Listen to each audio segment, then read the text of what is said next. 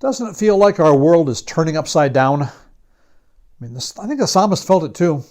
I'm thinking of the time that he said, though the earth should change and though the mountains slip into the heart of the sea, well, even if that's not literally happening, I'd say that's where we are. That's what we're feeling right now. But there's a truth right alongside that there in Psalm 46. God is our refuge and strength, a very present help in trouble. And not only is he present now, he's the I am who is already there on the other side of COVID-19. This situation is developing rapidly. It's changing hourly. Today we had to make an announcement I never dreamed I would have to make. And I had to do it by technology instead of in person. I had to say it to you though. In times like these, we are not called to do what we want. We're called to do what is necessary. And based on stern recommendations from leading health agencies and the mandates coming down from the Pennsylvania governor, what is necessary right now is to move courses fully online for the remainder of the semester. I know for every decision there's more questions. You have stuff in the dorm, and we can't permit you to return to campus right now. I was on a call with the Department of Education today, and they made that very clear. Our employees have to work remotely, no choice. And that's why we've turned our living room into a video studio. Graduation and summer events, they're still on the calendar, but will that be changing? I know you have questions. And as soon as we have solid answers for you, we will communicate that to you. I would love for this to be over. I'd love to have all of you back here so we can watch the Lady Defenders play softball on the quad and cheer on the baseball team. I want to sit in our stunning library and listen to the choir perform that beautiful music you've been working on all semester. I want the SLC and the dorm leadership teams to come together and plan CSU Live and Spring Banquet. And I would really enjoy another Taco Tuesday. I'd love to hear you sing in chapel. Now that I think about it, I guess I'll have to find something else to keep Doc busy since he can't lead us in worship. Hey, by the way, we're making plans to connect in a different kind of chapel in the coming weeks. More about that to come, but I think you're going to love it. The Apostle Paul tells me that I must put my own wants aside. I must submit to the authority God has placed over me so I can love my neighbors and care for those who are weak. And isn't that exactly what God has called us to do?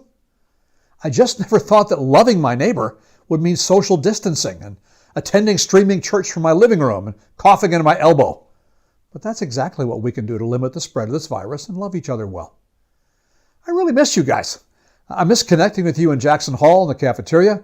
I miss seeing my colleagues in person, although I've seen a lot of them through a screen the last few days. But knowing you, I figure I'll be hearing about all the ways you are creating real community and how you're showing Christ's real love in a virtual world. Already seeing some of your responses on social media. And let me tell you, as a college president, one of my greatest joys is watching you share that although this is hard, you are trusting God above circumstances. Through your attitudes and actions, even when you're hurting, you're pointing people to Christ. Since we all know how special it is to have the people and the community God has built at CSU, we're working on ways not only to deliver academics to you online, but also to strengthen the relationships we have. There are people to reach out to for specific needs. But the great thing is, you've been building relationships with people who care about you all year, and those are the people who still care about you. Stay in touch. We want to help. Contact your professors, your advisors about course questions. You'll hear about registration for next semester real soon. If you need to talk to someone about counseling, Ted Boykin and Faye Moore are available to you. Just email them to start it off. Now, since this is social media, I know alumni and parents and friends you're listening to. I know this is affecting you different ways. Jobs, economy, students of all ages at home, sheltering in place. Some of our students and some of you, our alumni, are serving in the understaffed health industry. Our church leaders are all thinking way outside the box to shepherd churches. And at times like these, I want to go all in together. Reach out to others in your neighborhood, others in our CSU family. Meet the needs of people around you. Love on each other. Pray for one another. Let's share prayer requests in our school's Facebook groups.